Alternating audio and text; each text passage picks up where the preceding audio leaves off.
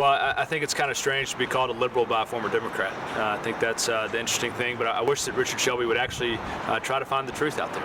You know, when he's going to take something out of context, we say that, to me, I'm not for amnesty. I will never be for amnesty. We have got to, what I said that we have to do first is first and foremost secure the border, and secondly, we have to deport people that are here illegally. And when challenged on that, we were talking about other options, but we have to stop incentivizing people to stay here illegally. We've got to tax those businesses and create punitive fines for them hiring illegals. Explain your plan when you said that tax ID number. What do you mean by that? What I was talking about is a way, an enforcement mechanism for the businesses to be taxed for that. So, you know, to be penalized for having people come here illegally, or hiring illegals. Not giving the illegal immigrants any kind of tax ID. Yeah, it's in being able to give them a tax ID that's going to essentially penalize them for being here and hiring illegals. Do you believe that could be any step to a path towards legal status? No, there's not a pathway to legal status. They are here illegally, and we're enforcing their bad behavior of breaking the law if we do that. Would you support any kind of path to legal status? No, I would not. I would not, because they came here illegally. We should not allow people to come here who've come here illegally. We're taking away the incentive of using the legal process to come here. There are millions of immigrants who've come to this country and who have become citizens the right way. We've got to enforce the process that's in place. Okay, so but the fact that this is all out there, and you know that he's branding this as pro-amnesty, do you believe he's scared in this campaign? Absolutely is. You know, but what's the saddest thing about this? This is a sickness. Richard Shelby has a sickness because he is enjoying being in Washington, D.C., enjoying this plush lifestyle that he's had in Washington, D.C., living in that $1.8 million condo in Georgetown. He doesn't want to give that up. What kind of person after 81 years old, has been up there and receiving a government paycheck for 51 years, what kind of person cannot give that up?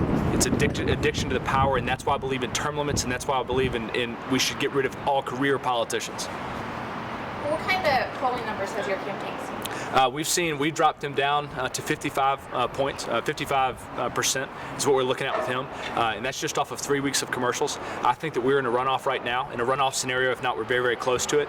But I think the people of Alabama are going to get frustrated.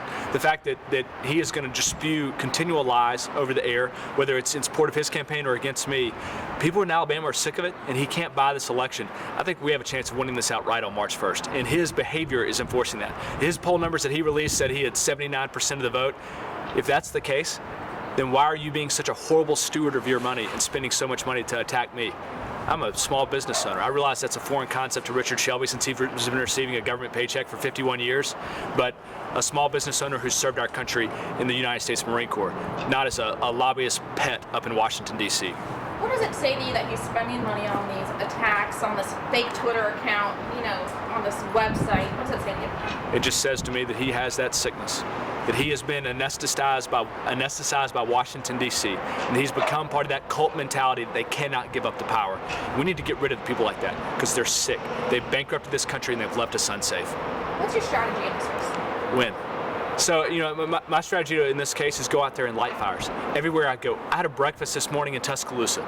This would technically, you know, most people would think this would be his strong point. There were 50 people at that breakfast, and not a single one of them think this country is heading in the right direction. Every single person there, every time I speak, I ask everyone, if you think this country's heading in the right direction, raise your hand. Not a single person has raised their hand yet. You know what? Everybody there is frustrated with the direction of the country. They know that we're failing our two roles of the federal government: to leave a legacy for our children that's better, or to provide an economic environment that supports the American dream. You do that by leaving a legacy for your kids that's better off than what we had. And two is to keep us safe. We are failing at both of those at the federal level. People are looking for change. Everywhere I go, I light a fire because we capitalize off of this frustration with the Washington establishment and the incumbent class. Incumbents are an endangered species in this election. And when people realize that there's a legitimate option to Richard Shelby, they turn away from Richard Shelby. One thing I'm hearing from people is when they watch the commercials, a lack of diversity. The fourth of the state is African American. Do you believe there needs to be more diversity in these campaigns? Are you reaching out? Absolutely we are. You know, we're reaching everybody. I'm not running as a Republican to represent just Republicans. I'm running to represent Alabamians. And I'm happy to talk to people and engage people. I want to hear their ideas, whether they're black, white, yellow, red, blue. I want to hear everybody's ideas because we need someone who's going to represent everybody in Washington, D.C., but also hold true to their values. Richard Shelby, you know, it's been said time and time again, Richard Shelby sits up there in Washington, D.C. at his large mahogany table. There are very, very few seats at that table. But they were like, Jonathan, with you sit at a Milo's table. There's a seat for every single person at that table. And that's what the campaign. That's the message we're pushing all across the state. So I want to put this raw interview online for our viewers who do go to ComeyandJohn.com and they see the attacks. I want to give you a chance to address each of them one by one, okay, so the constituents can see what they are before they vote. Thank you. So first one, the accused of bribery scheme in Alabama. You know what John Martin is saying. How do you respond? Well, John Martin's accusations were later recanted and in an AL.com article, and so it wasn't ever an issue. But the fact that they're going to hash that up, I'm happy to address it. The second thing was the NRA, I think, was... Go back to that one. Okay. Did you ever tell him that you'd give him money to drop out? I did not. I encouraged him to get out of the race. That's common sense for me. I wanted this race to be between Richard Shelby and I because it's an easier win. But the other three gentlemen who've all joined the race, absolutely, I think all three of them are patriots because they want to see changes in this country, and I'm proud of them. And yet, do I want them in the race? Before I did not. Now, yeah, I want them to help me push Richard Shelby under 50%. So they're good for me now. Okay, and you already talked about the pro-amnesty, but talk about the NRA and the conservatives not supporting you. How do you respond? Okay, so I'm a Class 3 federal firearms license dealer. You're not going to find someone that's more pro-gun than I am. Richard Shelby voted for the '92 crime bill, which would have banned semi-automatic rifles. He sided with Democrats on that one. Richard Shelby used to be a Democrat. The NRA consistently supports incumbents. They're part of that incumbent protection program. It happens every election cycle. People, if they actually go through and they read about the candidates, they'll find that I'm the actual conservative in this race. 2 years ago, Richard Shelby's Heritage Watch rating was a 77. 2 years before that, it was a 71. People are sick of the lies, Richard. It's time to come home. Okay, one more on the website. Facing these fines from the FEC for filing late. How do you address that? We made a clerical error. This was my fault. I'm in charge of this campaign.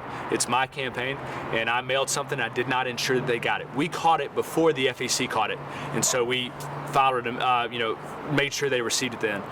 Richard Shelby's received 2 of these in the last year.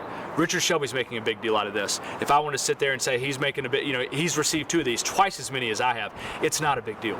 I'm accepting responsibility for my error. We're fixing it. It's not an issue.